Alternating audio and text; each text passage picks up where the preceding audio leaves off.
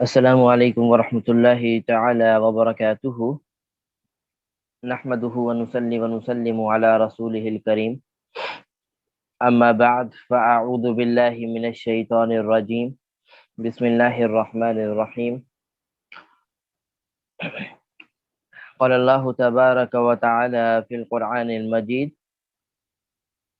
ان اللہ یأمر بالعدل والاحسان وایتاء ذی القربى وَيَنْهَى عَنِ الْفَحْشَاءِ وَالْمُنْكَرِ وَالْبَغْيِ يَعِظُكُمْ لَعَلَّكُمْ تَذَكَّرُونَ۔ صدق اللہ العظیم۔ وقال النبی صلی اللہ علیہ وسلم، الدنیا سجن المؤمن وجنۃ الکافر، او کما قال علیہ الصلاۃ والسلام۔ رب اشرح لی صدری ویسر لی امری واحلل عقدۃ من لسانی یفقہوا قولی، سبحانک لا علم لنا الا ما علمتنا انک انت العلیم الحکیم۔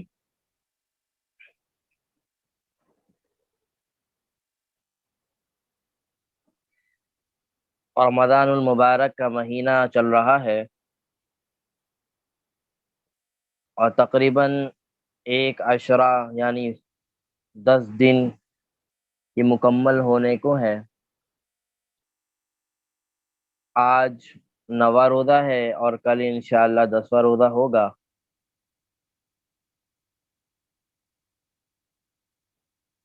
احادیث کی روشنی کے اندر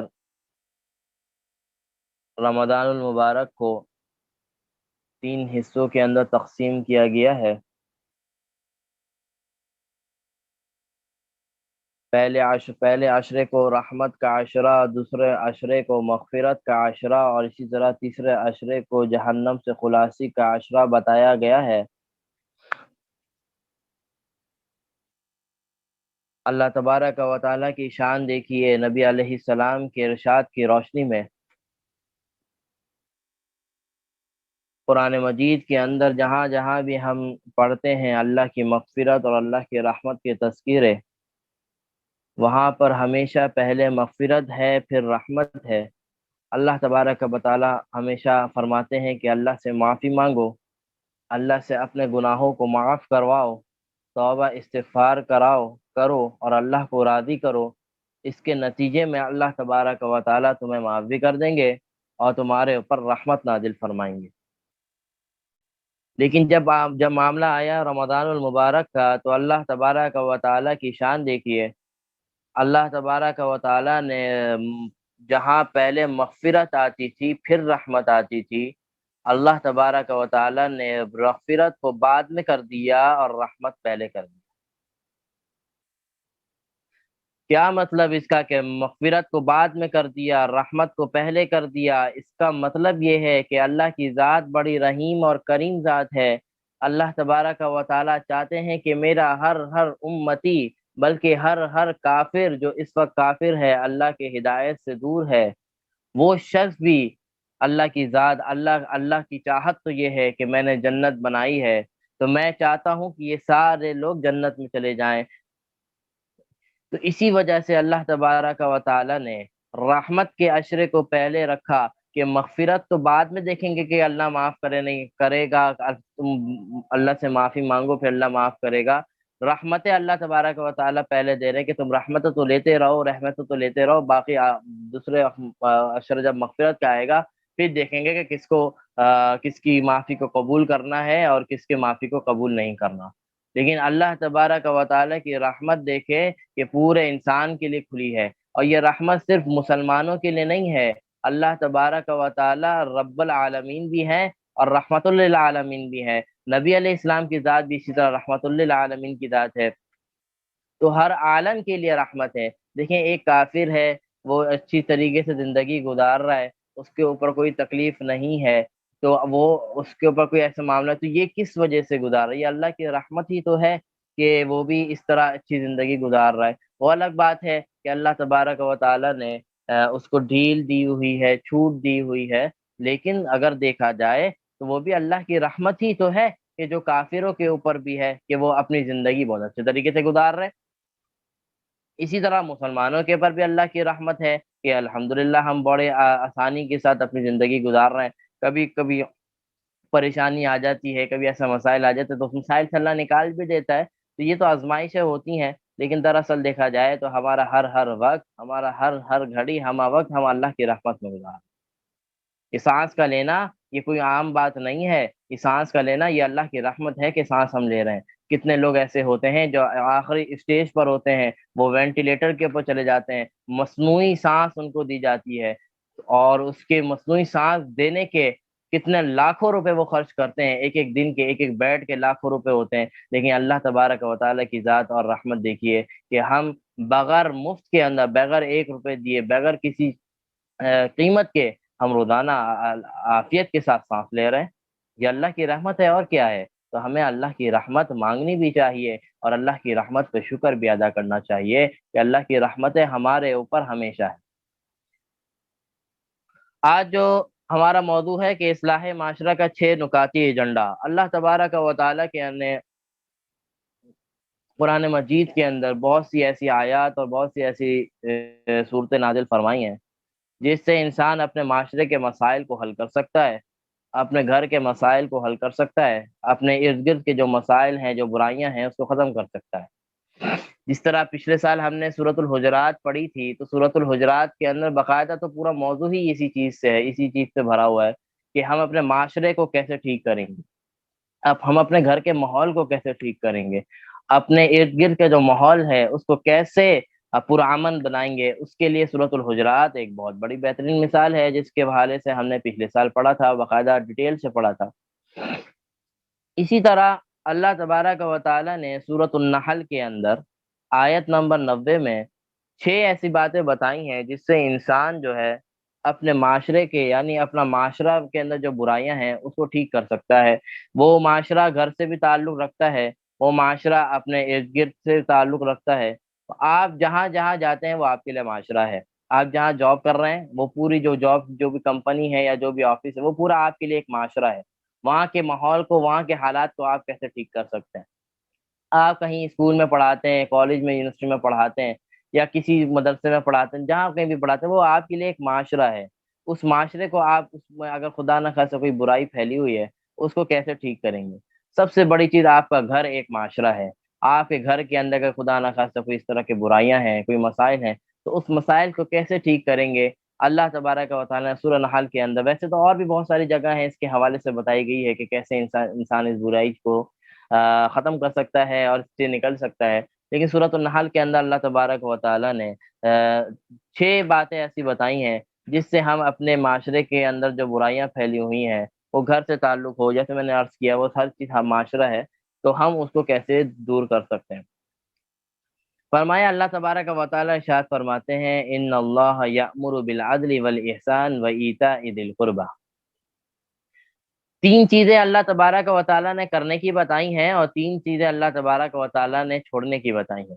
اس کے اندر اللہ تبارک و تعالیٰ نے 3 چیزوں کا حکم دیا اور 3 چیزوں سے منع کیا۔ دیکھیں، ہمارا سوال یہ ہوتا ہے ہمیشہ رمضان کے اندر بھی اور رمضان کے علاوہ بھی کہ ہمیں کیا کرنا چاہیے، خاص طور پر رمضان کے اندر، کہ ہمیں کون سا ایسا نیا کام کرنا چاہیے جس کے حوالے سے اللہ تبارک و تعالیٰ ہمیں زیادہ نیکی اور اجر دے۔ تو کوئی بھی مجھ سے یہ سوال اگر پوچھتا ہے تو میں ان کو یہ جواب دیتا ہوں کہ آپ کی توجہ اس پہ زیادہ ہونی چاہیے کہ ہمیں کیا نہیں کرنا چاہیے۔ یہ بھی ایک بہت بڑا معاملہ ہے۔ ہم یہ تو سوال کرتے ہیں کہ ہمیں کیا کرنا چاہیے، ہمیں یہ سوال کو پہلے رکھنا چاہیے کہ ہمیں کیا نہیں کرنا چاہیے۔ یہ ضروری چیز ہے۔ جب وہ پتہ چل جائے گا جو ہمیں نہیں کرنا، اب جو نہیں کرنا تو اس کے اگینسٹ جو بچے گا وہ ساری چیزیں کرنی ہے۔ اب کوئی ہمیں ہمیشہ یہ سوال پوچھا جاتا ہے کہ کیا کرنا چاہیے، ہم جواب دیتے ہیں بھائی سچ بولنا چاہیے، دو ملاوٹ، اسی طرح اور سارے کام کرنے چاہیے، رشتے کو جوڑنا چاہیے، ساری چیزیں کرنی چاہیے۔ لیکن اگر یہ سوال پوچھا جائے کہ ہمیں کیا نہیں کرنا چاہیے، تو ہم اس کو جواب دیں گے بھائی جھوٹ نہیں بولنا چاہیے، سچ بول، جب جھوٹ نہیں بولو گے تو کیا پیچھے کیا بچ گیا؟ سچ بولنا چاہیے۔ بھائی ملاوٹ نہیں کرنا چاہیے، تو کیا مطلب؟ آپ کو ملاوٹ نہیں کرنا چاہیے، مطلب یہ ہے کہ آپ نے انصاف کے ساتھ سارے کام کرنے چاہیے۔ آپ کو رشتہ داری نہیں توڑنی چاہیے، اس کا مطلب کیا ہے؟ آپ کو رشتہ داری جوڑنی چاہیے۔ تو ہماری زیادہ فوکس اس بات پر ہونا چاہیے کہ ہمیں اپنی زندگی میں وہ کون کون سے کام ہیں جس کو ہمیں نہیں کرنا چاہیے۔ ہماری توجہ صرف اس پر ہوتی ہے کہ ہمیں کیا کرنا ہے، ہماری توجہ اس پر ہو جائے کہ ہمیں کیا نہیں کرنا ہے، اگر ہم گناہوں سے بچ جائیں گے، ہم غلط کاموں سے بچ جائیں گے، نیکی کے اوپر پھر آرام سے آ جائیں گے۔ اور یہ گناہ ایسی چیز ہے جو انسان کو نیکیوں سے دور کرتی ہے۔ دیکھیں انسان ہر انسان کی زندگی نا ایک پوری مشینری ہے۔ ایک تو باڈی کے اندر بھی پوری ساری چیزیں کام جو کر رہی ہیں وہ ایک مشینری کے طریقے سے کام کر رہی ہیں۔ ہر چیز کا اپنا اپنا کام ہے، معدے کا، دل کا، دماغ کا، سب کا اپنا کام ہے اور سب اپنے اپنے کام میں لگے ہوئے ہیں۔ اسی طرح انسان کا جو عمل ہے، انسان کی جو روحانی ہے، روح ہے، یہ بھی ایک بطور مشین کے طور پہ کام کر رہی ہے۔ جب انسان گناہوں میں زیادہ لگتا ہے، جب انسان غلط کاموں میں زیادہ لگتا ہے، تو وہ نیکیوں سے خود بخود دور ہونا شروع ہو جاتا ہے۔ اس لیے نیکیوں پہ اللہ کے قریب ہونے کے لیے، نیکیوں پر لگنے کے لیے گناہوں سے بچنا بہت ضروری ہے۔ ہم یہ نہیں کہہ سکتے کسی کو کہ بھائی، یا کوئی بھی یہ دعویٰ نہیں کر سکتا کہ میں گناہ بھی کرتا ہوں نیکی بھی کرتا ہوں، نہیں، ایسا ہو ہی نہیں سکتا۔ گناہ کی ایک ایسی گندی اس کی وہ ہے کہ وہ انسان کو نیکیوں سے دور کرتا رہتا ہے۔ جیسے حدیث میں بھی آتا ہے کہ جب انسان کوئی گناہ کرتا ہے تو اس کے دل کے اوپر ایک نقطہ نقطہ لگ جاتا ہے، پھر اس طرح اور گناہ کرتا ہے تو تھوڑا اور وہ بڑھ جاتا ہے، ایسے کرتے کرتے وہ جب گناہوں کی کثرت کرتا ہے تو وہ دل بالکل کیا ہو جاتا ہے، بلیک ہو جاتا ہے، سیاہ ہو جاتا ہے۔ اسی کے بارے میں اللہ تبارک و تعالیٰ نے فرمایا ختم اللہ علی قلوبہم وعلی سمعہم، جب یہ دل بالکل سیاہ ہو جاتا ہے تو اب اس دل کے اندر کوئی نصیحت اثر نہیں کرتی، کوئی اچھی بات اثر نہیں کرتی۔ اور اسی کے بارے میں اللہ تعالیٰ فرمائے کہ ہم نے ان کے دلوں میں کیا کر دیا ہے، مہر لگا دی ہے، یعنی اب ان کے سامنے کتنی ہی اچھی باتیں کر دو، کتنی ہی نصیحتیں کر دو، یہ نہیں آتے پلٹ کے، یہ اسی روش میں پڑے ہوئے ہیں۔ حالانکہ ایسا ہم دیکھتے بھی ہیں، ایسے کتنے لوگ ہیں کہ ہم ان کے سامنے کتنی نصیحتیں کر لیں، ہر کے سامنے سب کا تجربہ ہوتا ہے، کتنی نصیحتیں کر لیں، کتنی نصیحتیں کر لیں، لیکن ان کے اوپر ذرا بھی اثر نہیں ہوتا۔ وجہ یہی ہے کہ انہوں نے اتنے گناہ کیے ہیں، اتنے غلط کام کیے، ان کا دل بالکل کیا ہو چکا ہے، سیاہ ہو چکا ہے۔ لیکن اس کا مطلب یہ نہیں ہے کہ ہم ان کو نصیحت کرنا چھوڑ دیں، نصیحت ہمیں بہرحال ہمیشہ کرنی ہے۔ حضرت نوح علیہ السلام نے 950 سال ان قوم والوں کے اوپر نصیحت کی اور اللہ کا پیغام پہنچایا۔ 950 سال کوئی کم نہیں ہوتا۔ اس 950 سال کے اندر صرف اگر ہم تاریخ کا دیکھیں تو مشکل سے 300 لوگ یا 30 لوگ، اس سے دو روایت آتی ہیں، اتنے لوگ ایمان لے کر آئے تھے۔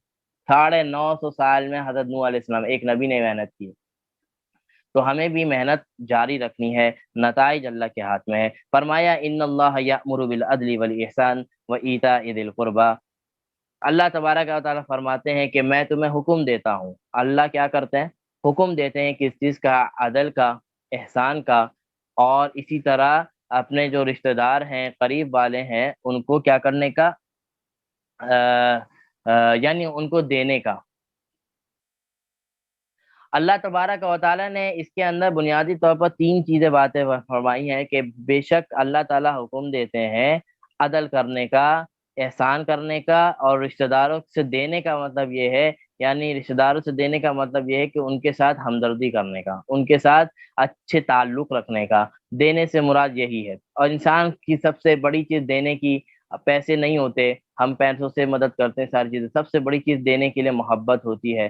محبت زندگی کے باب کے اندر محبت کا سب سے پہلا نمبر ہے۔ ہم جس طرح ایک انسان کو محبت سے قائل کر سکتے ہیں، محبت سے اپنے قریب کر سکتے ہیں، وہ کوئی دنیا کی کوئی ایسی چیز نہیں جس سے ہم انسان کو کسی سے قریب کر سکیں۔ اگر پیسوں کی مدد سے بھی اگر کسی کو اپنے قریب لا رہے ہیں تو وہ وقتی طور پر ہوگا، کل کو آپ کے پیسے چلے جائیں گے، آپ کی وزارتیں چلی جائیں گی، آپ کی طاقت چلی جائے گی، وہ آپ سے دور ہو جائیں گے۔ لیکن یہ محبت ایسی چیز ہے کہ آپ کے پاس کچھ بھی نہیں ہوگا، وہ آپ کے ساتھ ہوگا۔ تو فرمایا کہ بے شک اللہ تبارک و تعالیٰ عدل کرنے کا حکم دیتے ہیں۔ دیکھیں عدل جس معاشرے کے اندر نہ ہو، وہاں کے معاملات خراب ہونے چلے جاتے ہیں، خراب سے خراب تر ہونے چلے جاتے ہیں، اور معاشرہ بالکل تاریکی میں ڈوب جاتا ہے۔ یہ انصاف ایسی چیز ہے جو معاشرے کی بقا کو برقرار رکھتا ہے۔ آج دیکھ لیں یہ معاملہ، آج اگر ہم پاکستان کو دیکھ لیں، آج پاکستان کے اندر عدل کا کیا معاملہ ہے۔ میں کوئی سیاسی گفتگو کرنا نہیں رہا، نہ سیاست کی طرف آ رہا ہوں، لیکن بس ایک بات آپ کے سامنے چھوڑ کے جا رہا ہوں کہ آپ ہم ہمارا معاشرہ ہم دیکھ رہے ہیں، ساری چیزیں دیکھ رہے ہیں کہ ایک غریب کا آدمی، اس کے کتنے کیسز عدالت کے اندر پڑے ہوئے ہیں۔ ایک غریب ہے جس کے پاس پیسے نہیں ہیں، یا اس کے پاس پیسے تو ہیں، وہ طاقت نہیں ہے جس سے اپنے معاملے حل کریں، کتنی لائنیں عدالتوں میں لگی ہوتی ہیں ان چیزوں کی، ان چیزوں کی سماعت، ان چیزوں کے بارے میں نہ کوئی سنا جا رہا ہے، نہ کوئی معاملات ہو رہے ہیں۔ ایک ایک عرصے سے سارے کیسز لٹکے ہوئے ہیں، ہم کتنے لوگوں کو جانتے ہیں وہ روزانہ عدالتوں کے چکر کاٹ رہے ہیں، بھائی کل آ جاؤ، پرسوں آ جاؤ، ترسوں آ جاؤ، اس طرح کے معاملات، حالانکہ ان کے اوپر کوئی ایسا کیس نہیں ہے، بالکل بے قصور ہے، لیکن کیس بنے ہوئے ہیں، اب وہ جا رہے ہیں، اب وہ ان کے پاس کوئی فیصلہ ہی نہیں ہو رہا عدالتوں کے اندر۔ اور جب یہی معاملہ حکومتی طور پر آتا ہے، سارے معاملات ہوتے ہیں، میں پھر بتا دوں سیاسی گفتگو کرنے کا کوئی مقصد نہیں ہے، میں صرف ایک عدل کے حوالے سے میں بتا رہا ہوں کہ ہمارا معاشرہ کیا ہو رہا، کیا بنا ہوا ہے، کہ جب ہم اس طرح دیکھتے ہیں، جب سیاسی معاملات آتے ہیں، جب اس طرح حکومتی معاملات آتے ہیں، راتوں کو عدالتیں لگ جاتی ہیں، جج آ جاتے ہیں، فیصلے ٹھکا ٹھک فیصلے ہوتے ہیں، تو کیا ہے یہ طاقت کی زور کے اوپر سارے معاملات چل رہے ہیں۔ طاقت کے، میں یہ بھی نہیں کہہ رہا کہ کون صحیح کون غلط، میں صرف ایک اصولی بات کر رہا ہوں کہ دیکھیں کہ ہمارا عدل کا نظام کیا ہے، اسی لیے دیکھیں کہ آج پاکستان کہاں سے کہاں جا رہا ہے۔ آج اس پاکستان کا صرف انصاف کا نظام ہی ٹھیک ہو جائے، جس کی جو سزا ہے اس کو سزا ملے، اور جو بے قصور ہے اس کو انصاف ملے، تو کیا آپ کیا سوچیں کہ ایسا نہیں ہو سکتا کہ معاشرہ یہ ٹھیک ہو جائے، پاکستان کا معاملہ ٹھیک ہو جائے، پاکستان کے حالات ٹھیک ہو جائے؟ تو یہ عدل ایک ایسی چیز ہے، یہی چیز اگر ہم گھر کے اوپر رکھ لیں کہ ہم گھر کے اندر کتنی ناانصافیاں کر رہے ہیں۔ شوہر ہے، کیا وہ شوہر اپنی بیوی اور اپنی ماں کے درمیان عدل کر رہا ہے؟ وہ دیکھے اپنے آپ کو۔ ایک باپ ہے، کیا ایک باپ اپنے تمام بیٹوں کے درمیان، جتنے بھی اولاد ہیں ان کے درمیان عدل کر رہا ہے؟ ایسا تو نہیں ہے کہ ایک بیٹے کو سب کچھ دے دیا اور ایک بیٹے کو بالکل کٹ آؤٹ کر دیا۔ ایسا تو نہیں ہے بیٹے کو سب کچھ دے دیا، بیٹیوں کو، بہنوں کو کٹ آؤٹ کر دیا۔ یہ عدل ہے، اسی سے معاملے خراب ہوتے ہیں اور دشمنیاں بڑھتی ہیں۔ تو اصلاح معاشرہ کا سب سے پہلا ایجنڈا کیا ہے؟ کہ انسان اپنے آپ کو منصف بنائے، انسان اپنے آپ کے درمیان عدل کرنے والا بنے، ایک دوسرے کو عدل کرے، وہ گھر میں رہتا ہو، اپنے آفس میں رہے، آفس کا کوئی اللہ نے اس کو سیٹ بنایا ہے، اس کو باس بنایا ہے، اس کے نیچے کام کرنے والے بہت سے امپلائیز ہیں اور بہت سے اس کے کولیگس ہیں، تو وہ اپنے ان کے جو ملازم ہیں، جو ان کے تحت کام کر رہے ہیں، ان کے درمیان عدل ہو رہا ہے؟ اگر ہو رہا ہے تو بہت اچھی بات ہے، اگر نہیں ہو رہا تو فکر کرے۔ تو اصلاح معاشرہ کا پہلا ایجنڈا میں نے آپ کے سامنے بتایا کہ عدل ایک ایسی چیز ہے جو انسان کے اندر اپنے اندر لانی چاہیے۔ اور اللہ عدل کہتے کس کو ہیں؟ انصاف کہتے کس کو ہیں؟ انصاف کہا جاتا ہے اس چیز کو کہ بالکل برابر برابر ہو، یعنی ایک فیصلہ آپ کے پاس آیا، ایسا فیصلہ، ایک معاملہ آپ کے پاس آیا، ایسا فیصلہ کرنا ہے کہ جس کے اندر نہ تو کسی کا نقصان ہو رہا ہو، نہ کسی کا فائدہ ہو رہا ہو، یعنی ایک اصولی فیصلہ ہونا چاہیے۔ ہمیں یہ نہیں دیکھنا چاہیے کہ میرا کوئی رشتہ دار تو نہیں ہے، میرا کوئی تعلق والا تو نہیں ہے، میرا کوئی ایسا معاملہ تو نہیں ہے، نہیں، وہاں پہ کوئی رشتہ داری کام نہیں آئے گی انصاف کے موقع پر۔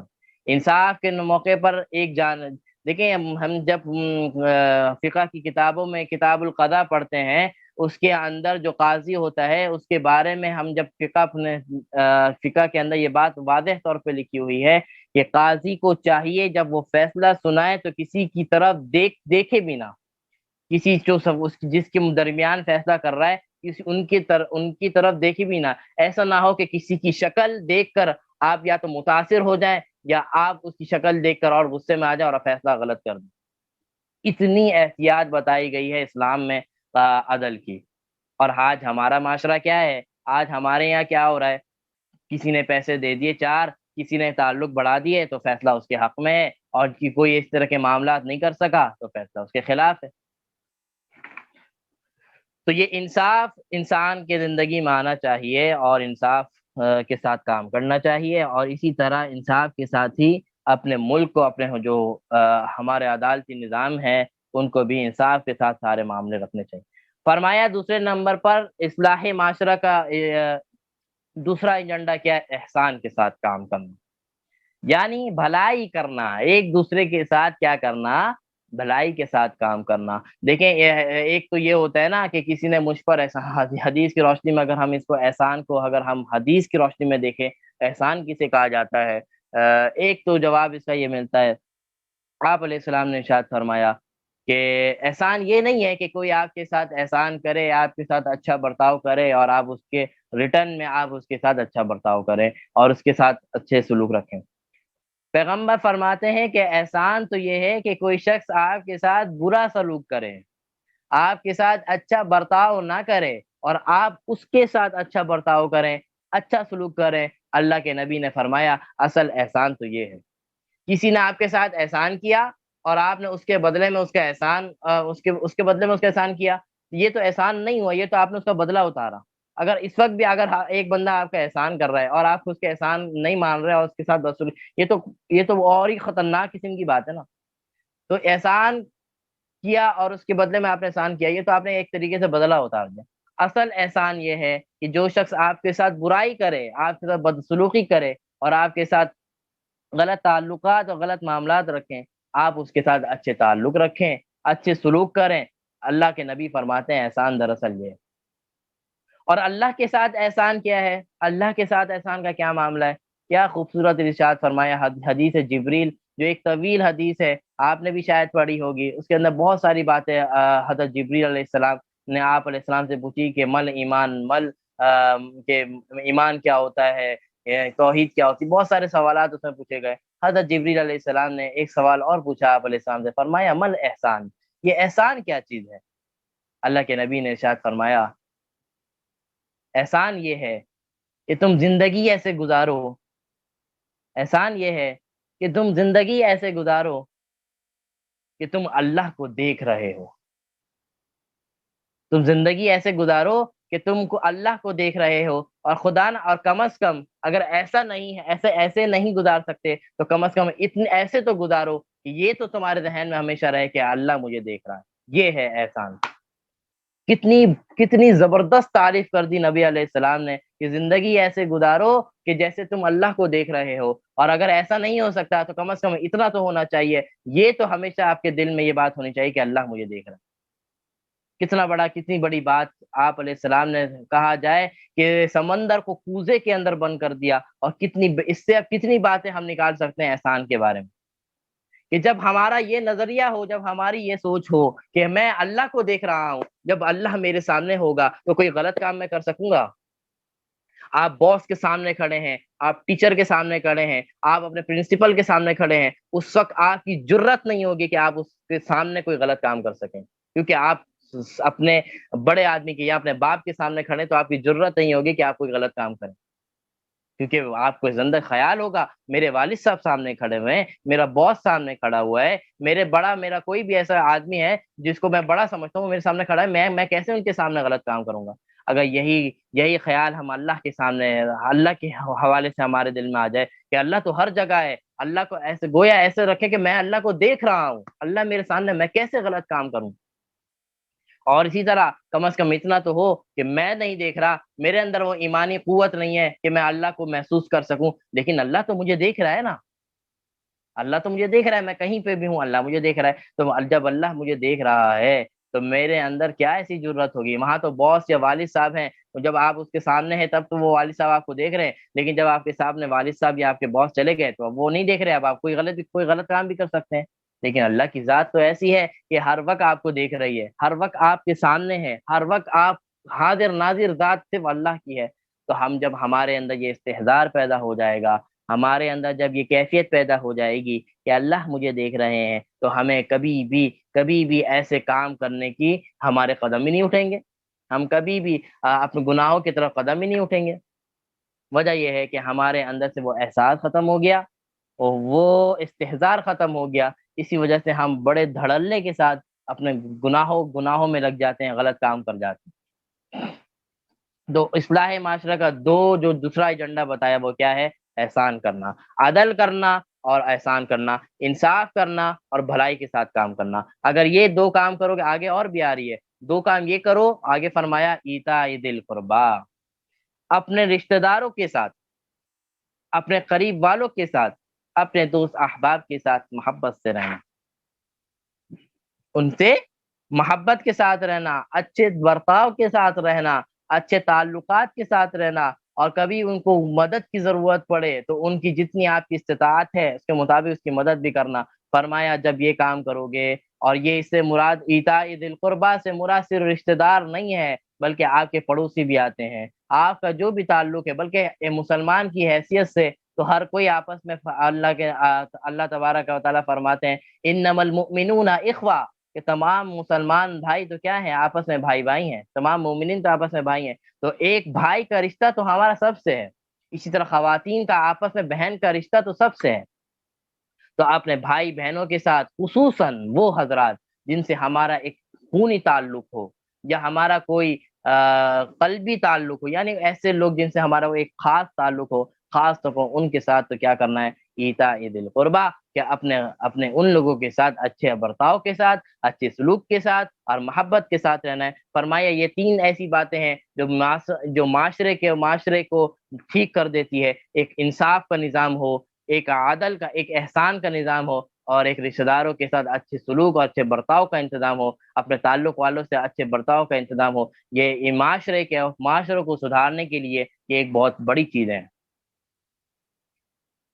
کیسے بڑی چیز ہے؟ جب انصاف ہوگا، جب ہر کسی کے ساتھ انصاف ہوگا تو کسی کے بعد سوال نہیں ہوگا کہ میرے ساتھ انصاف ہوا نہیں ہوا۔ عدل کا جب جہاں نظام ہوگا تو محبتیں بڑھیں گی، نفرتیں اسی وقت بڑھتی ہیں جب یہ سوال کیا جاتا ہے کہ آپ نے میرے حق میں فیصلہ نہیں دیا، آپ نے اس کی طرفداری کی ہے، مجھے تو آپ نے دیکھا نہیں، مجھے تو آپ نے نگلیکٹ کیا، یہ ساری چیزیں جب آتی ہیں تو محبتیں بڑھتی ہیں، دوریاں پیدا ہوتی ہیں۔ اسی طرح جب احسان کا نظام قائم ہوگا، بھلائی کا نظام قائم ہوگا، معاشرہ خود سدھرے گا۔ اور جب کیا ہوگا، جب رشتہ داروں سے اچھا تعلق جوڑے گا، اپنے گھر والوں کے ساتھ، اپنے دوست احباب کے ساتھ اچھے محبت کے ساتھ قائم ہوں گے، تو آپ بتائیں کہ اس معاشرے کے اندر امن پھیلے گا نہیں پھیلے گا؟ پیسفل ماحول گھر کا بنے گا یا نہیں بنے گا؟ جب باپ بیٹا، ماں بیوی، اسی طرح شوہر اور سارے گھر والے ایک دوسرے کا خیال رکھیں گے، ایک دوسرے کے ساتھ عدل و احسان کا معاملہ رکھیں گے، اور ایک اپنے رشتہ داریوں کا خیال رکھیں گے، اور جو حقوق اللہ نے دیے ہیں اس حقوق کو پورا کریں گے، عدل کے ساتھ پورا کریں گے، تو بتائیں وہ گھر کیا جنت کا ماحول پیش نہیں کرے گا؟ بالکل کرے گا، وہ ماحول بھی پیش کرے گا، اور جہاں جہاں آپ اس تین کام کو لے کے جائیں گے، وہ جگہ جگہ بھی آپ جہاں بھی اس کام کو آپ کریں گے، وہ جگہ میں بھی تبدیلی آتی رہے گی۔ اب فرمایا تین کام ایسے ہیں، ان سے اپنے آپ کو بچا لو، اصلاح معاشرہ ہو جائے گا۔ فرمایا وَيَنْهَا عَنِ الْفَحْشَاءِ وَالْمُنْكَرِ وَالْبَغْيِ، فرمایا کہ اپنے آپ کو، اپنے ماحول کو ہمیشہ برائیوں سے بچانا، بے حیائی کے کاموں سے بچانا۔ دیکھیں اس معاشرے کا سب سے بگاڑ، سب سے جو معاشرے کو تباہ کرنے والی چیز ہے وہ بے حائی ہے۔ صلاح الدین ایوبی نے کہا تھا، اپنے زمانے میں کہا تھا کہ کسی اور معاشرے کو اگر تباہ و برباد کرنا چاہو تو جنگ سے نہیں کر سکتے، دوسرے کام سے نہیں کر سکتے، اس معاشرے کے اندر بے حیائی پھیلا دو، وہ معاشرہ خود تباہ ہو جائے گا۔ یہ بے حیائی ایسا جرم ہے کہ یہ معاشرے کو تباہ کر دیتا ہے، ایک دوسرے کی تمیز ختم کر دیتا ہے۔ آج دیکھیں، آج ہم دیکھتے ہیں ماں باپ اور بیٹی کے اندر درمیان جو حیا والا رشتہ تھا، وہ حیا والا رشتہ آج ختم ہو رہا ہے۔ ہم دوسروں کی بات نہیں کر رہے، کزنوں کی بات نہیں کر رہے، ہم دوست و احباب کی بات نہیں کر رہے، ہم اپنے گھر کے اندر بھی نظر رکھیں تو ہم اپنا گھر کا ماحول بالکل تبدیل ہو چکا ہے۔ جب باپ یا بھائی گھر میں آتا تھا تو گھر کی بہنیں، ان کی بہنیں یا ان کے والد سے ان کی بیٹیاں اپنے اپنے اپنے سروں کے اوپر دوپٹے رکھ لیتی تھیں کہ میرے والد صاحب آئے، میرے بھائی آئے، میں اپنے آپ کو سدھار لوں۔ لیکن آج کیا ہے؟ آج یہی ہر گھر کا، اگر اپنے جس کا گھر اگر اللہ کا شکر ہے سدھرا ہوا ہے، اس کے سامنے معاملات ٹھیک ہے تو اچھی بات ہے، اللہ تعالیٰ اس میں اور بڑھوتری لے، لیکن اکثریت کا حال یہ ہے، بہن بھائی بہن کی، اسی طرح باپ بیٹی کی تمیزیں ختم ہو گئی ہیں۔ باپ گھر پہ آیا ہے، بیٹی کہیں لیٹی ہوئی ہے، پڑی ہوئی ہے، نہ دوپٹے کی فکر نہ کسی کی فکر، وہ معاملہ ہی نہیں ہے۔ یہ ہر گھر کی کہانی ہے۔ فرمایا یہ فحاشی ایسی چیز ہے کہ انسان کے معاشرے کو، یہ تو میں ایک گھر کی بات بتا رہا ہوں، اب ہم یہ تو اتنا بڑا معاملہ نہیں ہے کیونکہ چلو ایک محرم رشتے ہیں وہاں تو چلو خیر ہے، لیکن ایک جو غیر محرم رشتے ہوتے ہیں، کزنوں کا معاملہ، اسی طرح شادی بیاہ کے اوپر جو معاملات چلتے رہتے ہیں، اسی طرح اور بھی بھائی وہ سارے جو ہم دیکھ رہے ہیں ساری چیزیں، جو ماحول بگڑا ہوا ہے، معاشرے کو تباہ کرنے والی چیز کیا ہے؟ عن الفحشاء، کہ انسان اپنے آپ کو بے حیائی کے کاموں سے بچائے، یہ معاشرے کو ٹھیک کر دے گا۔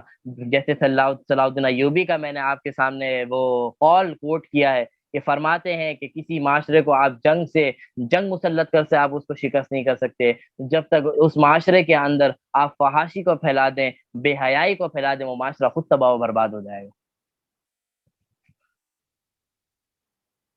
اور آج دیکھیں، آج مسلمانوں کا حال کیا ہے؟ یہی وہ مسلمان تھے، غزوہ بدر کے اندر 313 تھے، پوری دنیا کے اوپر حکومت کی تھی، پورے تمام عالم کفر کو شکست دی تھی۔ آج مسلمانوں کی تعداد 313 نہیں، لاکھوں اربوں کے اندر ہے، اور آج مسلمان مظلوم ہے۔ ان مظلومیت کی وجہ سے ایک بہت بڑی وجہ یہ ہے کہ ہمارے اندر بے حیائی پھیلی ہوئی، فحاشی پھیلی ہوئی ہے۔ جو مقدسات کہلاتے تھے، جو ہمارے لیے مقدسات کہلاتے تھے، وہ ممالک حرمین شریفین، وہاں کا حال دیکھ لیجئے کہ وہاں پہ کیا کم بے حیائی اور فحاشی ہے۔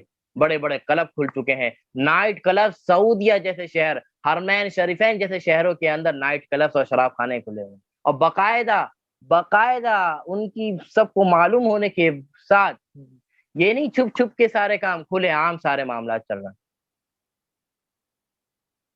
تو جب انسان کے اندر جب فحاشی پھیل جاتی ہے، بے حیائی کے کام شروع ہو جاتے ہیں، معاشرہ تباہ برباد ہونا شروع ہو جاتا ہے۔ فرمایا والمنکر والبغی، اور فرمایا کہ ہمیشہ اپنے آپ کو کن چیزوں سے بچائے؟ منکر سے بچائے، غلط کاموں سے بچائے، اپنے انفرادی طور پر، اجتماعی طور پر، کہ جب انسان اپنے آپ کو منکر سے بچائے گا، غلط کاموں سے بچائے گا، تو فرمایا وہ اصلاح معاشرہ، وہ معاشرہ ٹھیک ہونا شروع ہو جائے گا۔ منکر کہا جاتا ہے غلط کام کے کرنے کو، غلط کام کو، اس کے اندر بہت ساری چیزیں آ جاتی ہیں، اس میں بڑے گناہ بھی آ جائیں گے، چھوٹے گناہ بھی آ جائیں گے منکر کے اندر۔ اللہ، ایک حدیث یہاں پر آ گئی، یاد آ رہی ہے، رسول اللہ صلی اللہ علیہ وسلم صحابہ کرام کے درمیان بیٹھے تھے، اور قیامت کی بہت ساری نشانیاں بتا رہے تھے، کہ قیامت سے قریب یہ ہوگا، یہ ہوگا، یہ ہوگا، یہ ہوگا۔ صحابہ کرام بیٹھے ہوئے تھے، ان صحابہ کے اندر ایک صحابی حضرت سلمان فارسی رضی اللہ تعالیٰ عنہ بھی تھے۔ رسول اللہ صلی اللہ علیہ وسلم نے اس حدیث میں، حدیث طویل ہے، میں صرف منکر کے حوالے سے بات کرنا چاہ رہا ہوں۔ اس موقع پر اللہ کے نبی نے ایک بات یہ بھی ارشاد فرمائی کہ جب قیامت قریب ہوگی تو کیا ہوگا، کہ لوگ حق بات کو، یعنی معروف کام کو، دیکھو یہ جو قرآن مجید میں آتا ہے نا، وَيَأْمُرُونَ بِالْمَعْرُوفِ وَتَنْهَوْنَ عَنِ الْمُنْكَرِ، کہ مسلمانوں کا کام اور مومنین کا کام یہ ہے کہ معروف کا حکم دیں اور منکر سے روکیں، یعنی اچھی بھلائی کا حکم دیں اور غلط کاموں سے ایک دوسرے کو کیا کریں؟ خود بھی بچیں اور دوسروں کو بھی بتائیں، اور معروف کام، اچھے کام خود بھی کریں اور دوسروں کو بھی تلقین کریں، جس کی جتنی استطاعت ہو۔ اسی طرح غلط کاموں سے اپنے آپ کو بھی بچائیں اور دوسروں کو بھی اس کا حکم دیں کہ بھائی آپ بھی اس غلط کام سے بچیں۔ تو اللہ کے نبی نے ارشاد فرمایا قیامت کے دن، قیامت سے پہلے یہ ہوگا کہ انسان ان کاموں کو چھوڑ دے گا، یعنی نہ تو وہ برائیوں سے روکے گا، اور نہ تو غلط کاموں، نہ تو وہ برائیوں سے روکے گا اور نہ ہی اچھائی کا حکم دے گا۔ قیامت سے پہلے یہ ہوگا کہ انسان ان کام کو چھوڑ دے گا جو ذمہ داری اللہ تعالیٰ نے مسلمانوں کو لگائی ہے۔ حضرت سلمان فارسی نے اس بات کے اوپر حیرت کی کہ ایسا بھی ہوگا کہ مسلمان حق کام کو کرنا چھوڑ دیں گے اور برائی سے روکنا چھوڑ دیں گے؟ اللہ کے نبی نے فرمایا نہیں نہیں، بات سنو، اس سے بھی آگے ہوگا۔ وہ یہ ہوگا کہ لوگ کیا کریں گے؟ منکر کا حکم دیں گے اور معروف کو اور جو اچھے کام ہیں اس سے روکیں گے۔ حضرت سلمان فارسی اور حیران ہو گئے، اے اللہ کے نبی، ایسا ہوگا کہ لوگ برائیوں کا حکم دیں گے اور اچھائیوں سے روکیں گے؟ اللہ کے نبی نے فرمایا نہیں نہیں سلمان، سنو، کیا ہوگا؟ یہ ہوگا کہ لوگ برائیوں کو اچھائی سمجھیں گے اور اچھائی کو برائی سمجھیں گے۔ اللہ اللہ، آج دیکھیں کیا یہ زمانہ ہمارے اوپر نہیں آ گیا؟ ہم نے سب سے پہلے وہ کام تو چھوڑ ہی دیا کہ ہم ایک دوسرے کو اچھائی کا حکم دیں اور برائیوں سے روکیں، وہ تو ہم نے ایک عرصہ پہلے چھوڑ دیا۔ ہم چلنے دو جو چل رہا ہے، گھر میں معاملہ چلنے دو یار، شادی ہے چلنے دو، ایک موقع تو ملتا ہے ناچنے دو، گانے بجانے دو۔ ہم نے تو یہ کام تو بہت پہلے ہی چھوڑ دیا تھا، ہم نے تو نیکی کا حکم پہلے ہی چھوڑ دیا تھا، بلکہ جو نیکی کے حکم دینے والے ہوتے ہیں بڑے بزرگ، وہ بھی اسی کام میں لگے ہوئے تھے، اور پھر ہم نے کیا ہوا؟ اور پھر ہم نے کیا کیا، اس کا ڈبل ہم نے اس کے دوسرے سٹیپ پہ اللہ کے نبی نے جو ارشاد فرمایا کہ کیا کہتے ہیں، قیامت سے پہلے کیا ہوگا کہ انسان کیا کرے گا، برائیوں سے اس کو تو برائیوں سے روکنا تھا، وہ برائی کا حکم دے گا اور کیا کرے گا، نیکیوں سے روکے گا۔ آج کیا ہمارے معاشرے میں یہ نہیں ہو رہا؟ آج ہمارے گھروں میں یہ نہیں ہو رہا؟ آج ہمارے شادیوں کے ماحولوں میں یہ نہیں ہو رہا؟ ہمارے بڑے بزرگ حضرات، اللہ تعالیٰ ان کی زندگیوں میں برکت دے، جو اس دنیا سے رخصت ہو گئے، اللہ تعالیٰ ان کی کامل مغفرت فرمائے، لیکن آج بدقسمتی سے ہمارے جو بڑے حضرات ہیں وہ کیا کہتے ہیں، آخری بچے کی شادی ہے، یہ نہیں ہوگا تو شادی کیسی ہوگی، یا پہلے بچے کی۔ ہمارے پاس یہی دلیل ہوتی ہے، یا تو پہلا بچہ ہوتا ہے یا آخری بچہ ہوتا ہے۔ پہلا بچہ دھوم دھام سے کر لو اور آخری بچہ ہوتا ہے دھوم دھام سے کر لو، حالانکہ وہ پہلا اور آخری سے بولنے کی بات ہوتی ہے، ہر بچے دھوم دھام سے شادیاں ہو رہی ہوتی ہیں اور سارے برائیوں کے کام ہو رہے ہوتے ہیں، اور کہا جاتا ہے شادی میں بھی یہ کام کریں گے، اور خدا نہ خواستہ ایسی بات کی جاتی ہے کہ شادی ہے یا جنازہ ہے، انا للہ و انا الیہ راجعون۔ یہ تو میں ایک شادی کی مثال دے رہا ہوں، اسی طرح اور بھی کتنے معاملات ہیں۔ کیا ہم نے کیا برائی کو، ہم نے کیا اچھائی سے لوگوں کو روکنا اور برائی کا حکم نہیں دینا شروع کر دیا؟ کہا جاتا ہے کاروبار کر رہے ہو اور کاروبار میں جھوٹ نہیں بولو گے تو کاروبار چلے گا کیسے؟ کاروبار میں ملاوٹ نہیں کرو گے تو کاروبار چلے گا کیسے؟ انا للہ و انا الیہ راجعون۔ ہم تو برائیوں کا حکم دے رہے ہیں، اللہ کے نبی کی وہ ارشاد جو قیامت سے پہلے ہوگا۔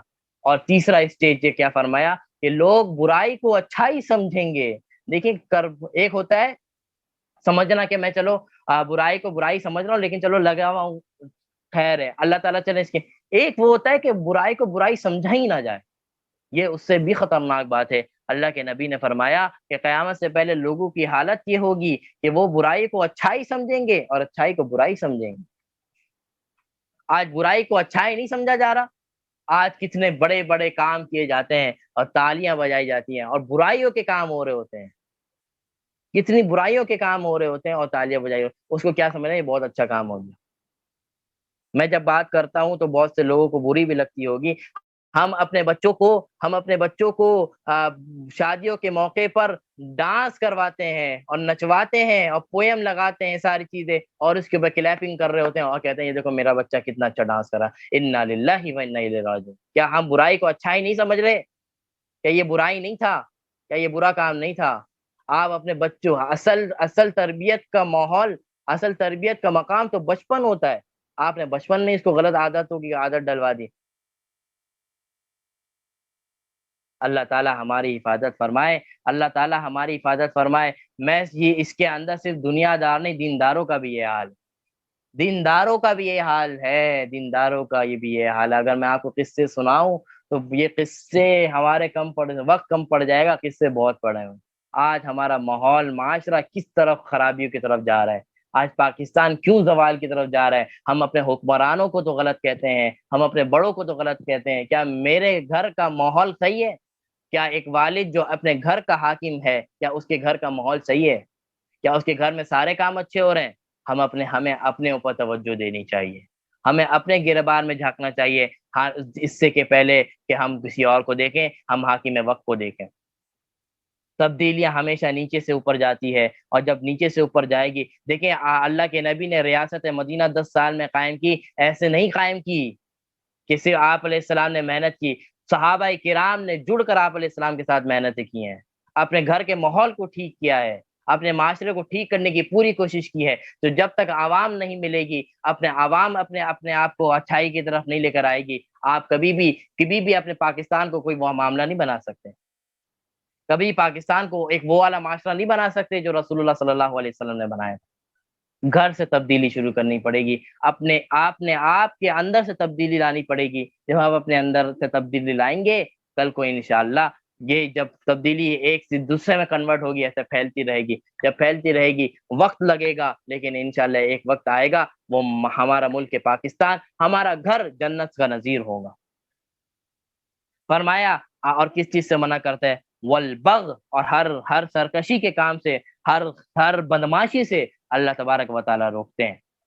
تو فرمایا 3 کاموں کو کر لو، 3 کاموں سے بچ جاؤ، معاشرے کی اصلاح ہو جائے گی۔ فرمایا انصاف سے کام کرو، احسان سے کام کرو، محبت اور اپنے رشتہ داروں، اپنے دوست احباب کے ساتھ اچھے تعلقات رکھو، یہ 3 کام کرنے کے ہیں۔ اور 3 کام سے بچو، اپنے آپ کو برائی فحاشی کے کام سے بچاؤ۔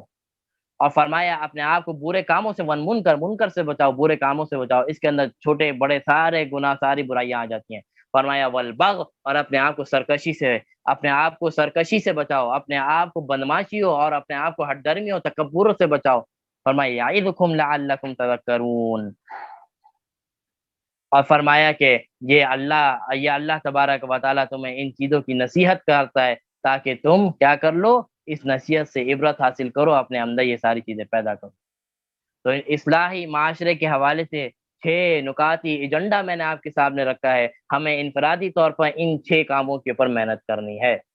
آپ ایک بیٹی ہیں، ایک ماں ہے، ایک بہن ہے، کوئی بھی آپ کا رتبہ ہے آپ کے گھر میں، آپ کے معاشرے میں، آپ کی جو ذمہ داری ہے اس 6 چیزوں کو سامنے رکھتے ہوئے اس ذمہ داری کو پوری کرنے شروع کر دیں۔ انشاءاللہ جب آپ کے چھوٹے آپ کو دیکھیں گے، آپ کے نقش قدم پہ چلیں گے۔ میں نے پہلے بھی بتایا تھا، پہلے بھی اس بارے میں بات کی تھی کہ جو چھوٹے، خاص طور پر جو چھوٹے بچے ہوتے ہیں، یہ آپ کی زبان کی بات نہیں سنتے، آپ کے عمل کو دیکھتے ہیں۔ یہ اپنے آنکھوں سے سنتے ہیں، کانوں سے نہیں سنتے۔ آپ ان کے سامنے جیسا ماحول کریٹ کریں گی، آپ اس کو جیسی تربیت دیں گی، جیسے معاملات ان کے ساتھ رکھیں گی، وہ بیٹا بھی آپ کا بچہ بھی آپ کے نقش قدم پر ہوگا۔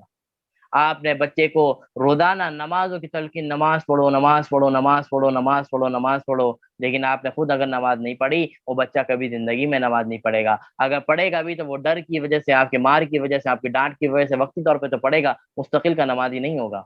لیکن کل کو اگر آپ نے خود نمازی بن گئے، آپ خود اچھے کام میں لگ گئے، کل وہ بچہ یہ سوچے گا کہ یار میرے والدین، میرے ابا اما نماز پڑھتے ہیں، میرے ابا اما اچھے کام کرتے ہیں، اس کے اندر غیرت ہوگی کہ میں بھی نماز پڑھوں۔ اور وہ اب جو وہ نماز پڑھے گا، وہ ڈر کی وجہ سے نہیں پڑھے گا، وہ شوق اور غیرت کی وجہ سے نماز پڑھے گا۔ آپ کے بڑے جھوٹ بول رہے ہیں، سارے معاملات چل رہے ہیں، بچوں کو تلقین کی جا رہی ہے بیٹا جھوٹ نہیں بولتے، ایسے نہیں چلے گا، تربیت ایسے نہیں ہوتی۔ تربیت آپ کو تربیت بنا کرنے کے لیے اپنے آپ کو ٹھیک کرنا پڑے گا، اپنے آپ کو ٹھیک کرنا پڑے گا۔ ہم فوراً الزام لگا دیتے ہیں بچوں کے اوپر، میرا بچہ بڑا نافرمان ہے۔ بچوں کی ذمہ داری ہے کہ وہ اپنے والدین کی کہنا مانے، بچوں کی ذمہ داری ہے، اس سے کوئی انکار نہیں ہے۔ بچوں کو تلقین اللہ نے دی ہے کس کے، لیکن اگر آپ کو اپنے بچوں کو ٹھیک کرنا ہے تو آپ نے آپ کو ٹھیک کرنا پڑے گا۔ جب اپنے آپ کو چینج نہیں کریں گے، آپ کا بچہ چینج نہیں ہوگا، یہ بات ذہن میں رکھ لیجیے۔ تو یہ چھ نکاتی ایجنڈا میں نے آپ کے سامنے رکھا ہے۔ اللہ تبارک و تعالیٰ سے دعا ہے، اللہ تبارک و تعالیٰ ان 6 باتوں پر ہمیں عمل کرنے والا بنا دے، ہمیں بنا دے، ہمارے حکمرانوں کو بنا دے، ہمارے جتنے بھی لوگ ہیں سب کو اس 6 باتوں کے اوپر، اس معاشرے کے اوپر دیکھیں یہ 6 چیزیں ایسی ہیں، اگر کوئی کافر بھی کرے گا نا وہ بھی ترقی کرے گا۔ آج ہم کافروں کی ملکوں کی بڑی تعریفیں کرتے ہیں، آج کیوں تعریف ہوتی ہے کہ وہاں کا عدل کا نظام ٹھیک ہے، وہ کافر ہیں لیکن عدل کے نظام وہاں کا ٹھیک ہے، وہاں انصاف کا نظام ٹھیک ہے، کسی کے اندر جرت نہیں ہوتی کہ وہ کوئی غلط کام کر کے دکھائے، کیونکہ جب کرے گا تو پکڑا جائے گا، فوراً سزا ملے گی۔ وہ کافر ہے، انہوں نے ہمارے اصول، یہ جو ہمیں دیے گئے تھے اصول، یہ انصاف کا، اس کا، آج انہوں نے پکڑا تو آج دنیا کے اعتبار سے ترقی کر رہے ہیں۔ آپ کے سامنے جو ایک حدیث پڑھی تھی، اس حدیث کی میں مختصر بات کروں گا، پھر ہم اس کلاس کو مکمل کریں گے۔ فرمایا دنیا سجن المؤمن و جنت الکافر، اللہ کے نبی ارشاد فرماتے ہیں کہ میں نے اللہ تبارک و تعالی نے اس دنیا کو مسلمانوں کے لیے قید خانہ بنایا ہے اور کافروں کے لیے جنت بنائی ہے۔ یہ حدیث بڑی مشہور حدیث ہے، ہم سنتے بھی رہتے ہیں، لیکن خدا نہ ہم لے افسوس، لیکن اس کے اوپر ہم غور نہیں کرتے۔ ہمیں غور کرنا چاہیے کہ اللہ تبارک و تعالی ہمیں کیا کہنا چاہ رہے ہیں، اور اس حدیث سے بہت موٹیویشن ملتی ہے مسلمانوں کو، اس حدیث سے بہت موٹیویٹ ہوتا ہے مسلمان۔ کیسے موٹیویٹ ہوگا؟ اللہ تعالیٰ نے ایک واضح طور پہ کہہ دیا کہ مسلمانوں کے لیے دنیا جو ہے وہ جنت نہیں ہے، وہ قید خانہ ہے۔ مسلمان جو اس دنیا میں زندگی گزارے گا اس کے اوپر مصیبت پریشانی آئے گی، یہ نہ سوچے کہ میں تو مسلمان ہوں، مجھے اللہ تعالیٰ کیسے پریشانی میں ڈال رہا ہے۔ اللہ کے نبی کے اوپر کیا ہم سے کم پریشانیاں آئی تھیں؟ اگر ہم اپنی پریشانی کو اللہ کے نبی کی پریشانی اور تکلیف کے اوپر رکھیں، ایک رائی کے دانا تو کیا کچھ بھی نہیں بنتا ہماری پریشانی۔ اللہ کے نبی کو قصے سناتے ہیں تو آنکھوں میں آنسو آ جاتے ہیں۔ اللہ کے نبی کو طائف کے میدانوں پر پتھر مار، انا للہ میرے نبی کے اوپر کیا کم مشکلات تھیں جب اللہ کے نبی خانہ کعبہ کے اندر سجدے کرتے تھے۔ ابو جہل جب اونٹ جب ہم نے جو سورۃ العلق کے اندر اس کا قصہ موجود ہے، جب ابو جہل آتا تھا اونٹوں کی چربیاں لے کر، اونٹوں کی غلاظتیں لے کر، جو آپ علیہ السلام کی گردن کے اوپر انا للہ ڈالا جاتا تھا، کیا وہ کم مشکل تھی؟ آج ہم تھوڑی تھوڑی مشکل کے اوپر ہم کیسی ناشکری شروع کر دیتے ہیں۔ ہم اپنے آئیڈیل کو سامنے رکھیں، اپنے رہنما کو، اپنے لیڈر کو سامنے رکھیں، ان کے اوپر کیا کم مشکلات آئی تھیں؟ کیا اللہ کے نبی کو، کیا اللہ کے سب سے قریب ترین بندے نہیں تھے؟ بالکل تھے۔ ان کے اوپر جب مشکلات آ رہی ہے تو ہم کیا چیز ہیں؟ تو یہ کتنی بڑی موٹیویٹ اللہ تعالیٰ نے کہہ دیا کہ دنیا ہے، دنیا میں مسلمانوں کے اوپر پریشانی آئے گی، مصیبتیں بھی آئیں گی، آزمائشیں بھی آئیں گی۔ اس شخص کو چاہیے کہ وہ اپنے اس دنیا کی زندگی کو اللہ کی اطاعت کے اندر گزارے۔ پریشانی آ رہی ہے، اللہ سے دعائیں مانگے، ناشکری نہ کرے، اور کوشش کرے جیسی زیادہ اگر پریشانی بڑھتی ہے اللہ سے تعلق بھی بڑھتا رہے، کیونکہ اللہ تعالیٰ وہ پریشانی جو بھی اگر آتی بھی ہے تو وہ ٹیمپرری ہوتی ہے، وہ پرماننٹلی نہیں ہوتی، کیونکہ اللہ کا وعدہ ہے ان مع العسر یسرا، کہ میں نے انسان کے اوپر ہر مشکل کی ایک مشکل کے ساتھ دو آسانیاں پیدا کی ہیں۔ اگر ایک مشکل اگر آتی بھی ہے تو اس کے پیچھے پیچھے دو آسانیاں ہو جاتی ہیں، دو آسانیاں بھی آتی ہیں، لیکن وہ آسانیاں انہی کو ملتی ہیں جنہوں نے اس مشکل کے اندر اللہ کو نہ چھوڑا ہو، اس مشکل کے اندر اللہ کی ناشکری نہ کی ہو۔ جو اللہ کی ناشکری کرے گا اور اللہ اس مشکل کے اندر اللہ کو چھوڑ دے گا، اس کے ساتھ کوئی آسانی کا وعدہ نہیں۔ آسانی کا وعدہ ان لوگوں کے لیے ہے جو مشکل حالات میں بھی اللہ کو پکڑے رکھیں اور اللہ کا شکر ادا کرتے رہیں، اور یہ سوچتے رہیں کہ مجھ سے بھی کتنے ایسے لوگ ہیں جو اس سے زیادہ گہری پریشانی میں ہے، میں تو اللہ کا شکر ہے کتنے اچھے رکھا ہوا۔ اللہ کے نبی کا ارشاد ہے دنیا کے معاملے میں ہمیشہ اپنے نیچے والوں کو دیکھو، اور دین کے معاملے میں ہمیشہ اوپر والوں کو دیکھو۔ کتنی بڑی موٹیویٹ دے دی، جب انسان دنیا کے معاملے میں اپنے نیچے والوں کو دیکھے گا خود انسان کے اندر شکر پیدا ہوگا، اور جب دین کے معاملے میں اوپر والوں کو دیکھے گا تو نیکی اور عبادت کے اندر بڑھے گا۔ اور فرمایا وہ جنت الکافر، اور جنت والوں کے لیے کیا ہے؟ اللہ تبارک و تعالیٰ نے کافروں کے لیے کیا کیا؟ اس دنیا کو جنت بنا دیا۔ یعنی ہم اس بات کو دیکھ کر دھوکہ کبھی نہ کھائیں کہ جو کافر ہے بڑی عیش و آرام کی زندگی گزار رہے ہیں، بڑی بڑی ریلیکسیشن والی زندگی گزار رہے ہیں، ساری چیزیں ان کے پاس موجود ہیں، لیکن ہے کافر، اللہ کو نہیں مانتے، اور اللہ تعالیٰ نے ان کو کیا کتنی کتنی چیزیں نعمتیں سے نوازا ہے۔ اگر ہم اس حدیث کے اوپر ہم غور کر لیں تو ہم کبھی بھی اس کو دھوکہ نہیں کھائیں گے، کیونکہ اللہ نے ان کے لیے اس دنیا کو بنا ہی دیا، جنت ہے، ساری نعمتیں اللہ تعالیٰ ان کو دنیا میں دے دے گا۔ آخرت کے لیے ان کے لیے کچھ بھی نہیں ہے سوائے جہنم کے، سوائے آگ کے تکلیفوں کے، آخرت کے لیے کچھ بھی نہیں۔ اور وہ آخرت جو ہمیشہ ہمیشہ کے لیے، یہ دنیا کی زندگی تو چند دنوں کی ہے، 60 سال 70 سال، حد ہے 100 سال، اس سے زیادہ تو بہت کم لوگ ہوتے ہیں جو زندہ رہتے ہیں۔ 100 سال حد ہے، 100 سال کی زندگی ہے، اگر آپ نے تھوڑی بہت پریشانی کے اندر گزار بھی لی تو کل کا جو آپ کی ابدی زندگی ہے جو ہمیشہ ہمیشہ کے لیے، وہ کتنی زبردست زندگی ہوگی، جہاں نہ موت آئے گی، عیش و عیش ہے، آرام و آرام ہوگا۔ اور کافروں کی جو 100 سالہ زندگی بھی اگر ہم رکھ لیں تو اس میں صرف 100 سال ان کو اگر انہوں نے عیش کر بھی لیا تو کیا کون سا کمال کر لیا، کل آخرت کے دن جو ہمیشہ ہمیشہ کے لیے ہے وہ ہمیشہ ہمیشہ جہنم میں گزاریں گے، الا یہ کہ وہ کوئی کافر اس دنیا سے اس حالت میں چلا جائے کہ وہ ایمان قبول کر لے، لیکن جو ایمان کی حالت میں نہیں جائے گا اس کے لیے تو ابدی آگ ہے، ابدی نار ہے، ہمیشہ ہمیشہ کے لیے۔ تو یہ حدیث ہم سنتے تو ہے، اگر ہم اس حدیث میں استحضار پیدا ہو جائے، اس حدیث کو ہم اپنے دلوں کے اندر سمیٹ لیں، کبھی بھی پھر انسان پریشان نہیں ہوگا، کبھی بھی انسان کے بغم نہیں ہوگا۔ وہ سوچے گا کہ دنیا کی زندگی ہے، ایک چھوٹی سی زندگی ہے، اگر وقتی طور پہ آ رہی ہے اللہ تعالیٰ نکالیں گے، اور وہ نکالنے کے لیے یہ بھی ضروری ہے کہ صرف دعائیں نہ ہو، اس کے لیے اللہ تعالیٰ نے آپ کے ہاتھ میں تدبیر رکھی ہے، اسباب بنائے ہیں، آپ اس اسباب کو پیدا کرنے کی کوشش کریں، آپ اس کے لیے کوشش شروع کریں، اللہ تعالیٰ پھر آپ کو اس پریشانی سے نکالے گا بھی۔ کوئی بھی پریشانی آتی ہے آپ ہاتھ پاؤں چلائیں اپنا، جتنی آپ کی استطاعت ہے اس پریشانی سے نکلنے کی، صرف دعائیں نہیں، دعائیں تو ہوگی، اس کے ساتھ اپنی کوشش بھی کریں۔ اللہ تعالیٰ آپ کو پھر اس پریشانی سے نکالے گا اور ڈبل خوشیاں نصیب فرمائیں۔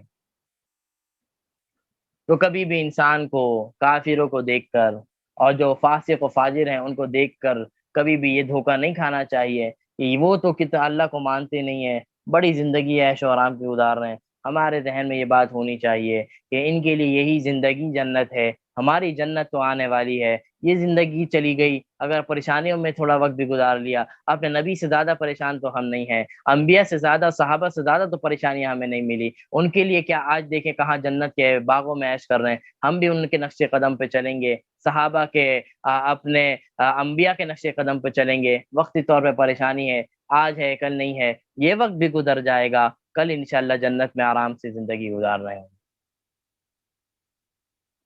تو یہ آج جو ہم نے کچھ باتیں کی ہیں، اللہ تبارک و تعالی عمل کرنے کی ہم سب کو توفیق نصیب فرما دے۔ اس سے متعلق یا اس سے پہلے کے جتنے بھی سیشن ہوئے، کوئی بھی اگر کوئی سوالات ہوں تو سوالات کیے جا سکتے ہیں۔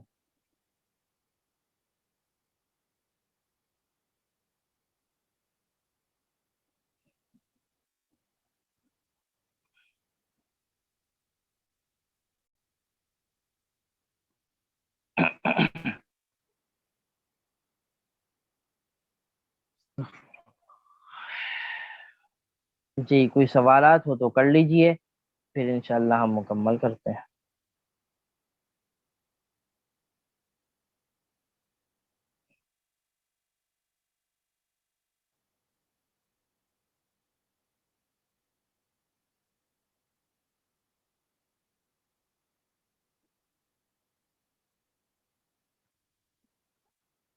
کل کلاس ہوئی تھی؟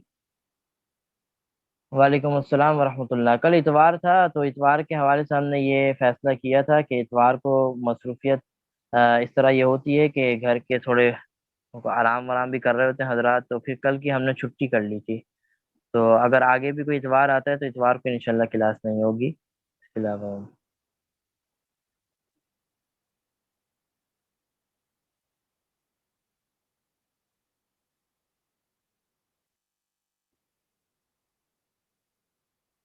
السلام علیکم ورحمۃ اللہ وبرکاتہ۔ وعلیکم السلام۔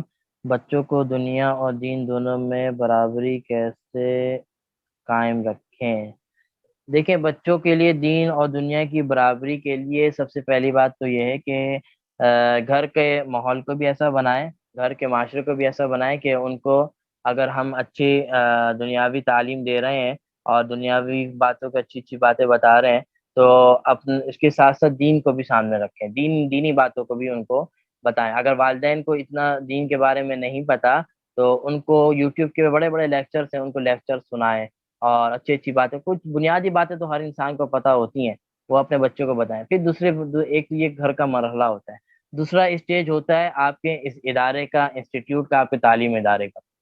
اپنے تعلیمی ادارے کا ایسا انتخاب کریں جہاں دنیاوی تعلیم بھی ہو اور دینی تعلیم بھی ہو، ایسی تعلیم، کیونکہ ماحول انسان کو بہت چیزیں سکھا دیتا ہے اور بنا دیتا ہے۔ تو اگر خود صرف دنیاوی تعلیم کا ماحول ہوگا وہ پھر وہ دین کی طرف نہیں آئے گا۔ اور یہ بچپن ایک ایسا اسٹیج ہے کہ اسی وقت انسان کا ماحول، بچے کا ذہن جو ہے وہ ہم اس طرح سے لا سکتے ہیں۔ جب وہ بڑا ہو جائے گا تو آپ لاکھ کوشش کر لیں دین کی طرف لانے کے لیے، یا کہ لاکھ کوشش کر لیں اس طرح کرنے کے لیے، پھر بہت مشکل ہوتی ہے۔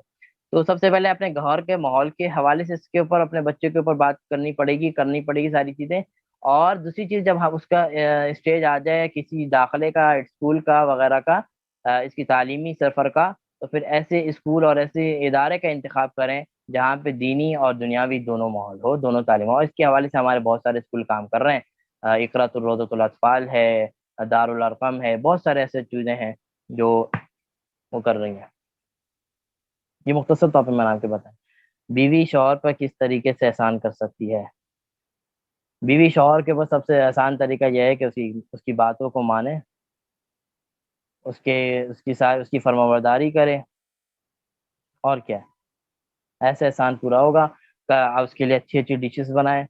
کہتے بھی ہیں کہ پیٹ کا راستہ، دل کا راستہ پیٹ کے راستے تو چھوتے ہوئے جاتا ہے، ایسے ہوگا۔ بہت سارے طریقے ہو سکتے ہیں احسان کرنے کے۔ اس کے ساتھ محبت کے ساتھ رہے، اس کی غلط باتوں کو بھی اگر ہے تو نظر انداز کرے، اگر آپ کا شوہر خدا نہ خاصا کوئی ایسا معاملہ ہے، اگر وہ غلط چیزوں ہے، تھوڑا سا برداشت کریں، اچھے طریقے سے اس کو سمجھائیں، یہی احسان ہے۔ اب انسان اپنے گھر کے حوالے سے وہ سوچ سکتا ہے کہ کیسے ہو۔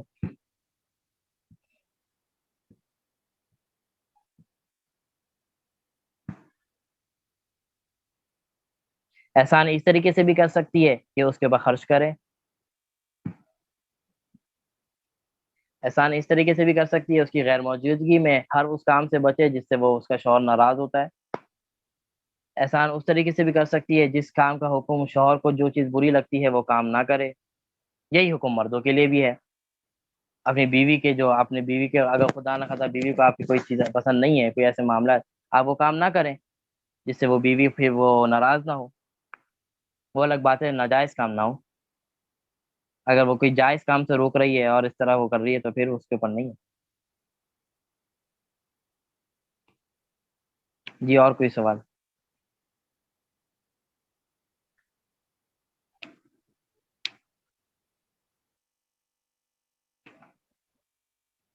دیکھیں یہ میاں بیوی کا جوڑا نا یہ ایک بہت بہترین جوڑا ہوتا ہے،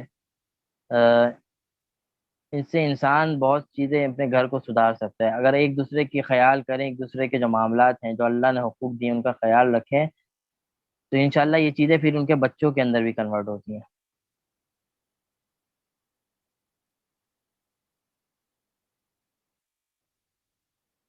جی جناب،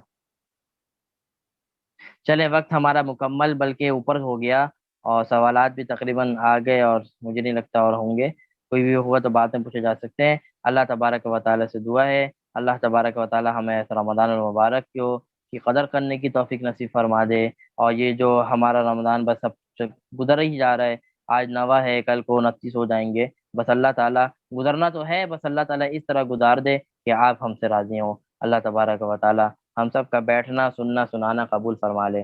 السلام علیکم ورحمۃ اللہ تعالی وبرکاتہ۔